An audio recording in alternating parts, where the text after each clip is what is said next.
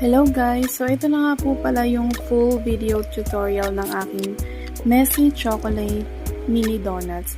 So yan, nag-prepare lang po ako ng butter. Yun po ay yung nabili ko sa grocery store na ready to mix butter. I think nasa 38 pesos lang siya. Yung maliit lang na pack na available siya sa kahit na saang grocery store. And then ito yung gagamitin natin na panggawa ng aking mini donuts. Nabili ko lang po siya sa Orange app. Yan po ay may 12 pieces na mini donut holes. And nilalagyan ko na po siya dyan ng oil. Gamit ko nga po pala ay tissue kasi nawala yung brush ko, pang brush ng oil. And then yan po, nilagay ko na po yung butter mix. Actually sa umpisa, gano'n naman po talaga. Medyo nag-failed yung paglalagay ko ng butter dito kasi medyo napasobra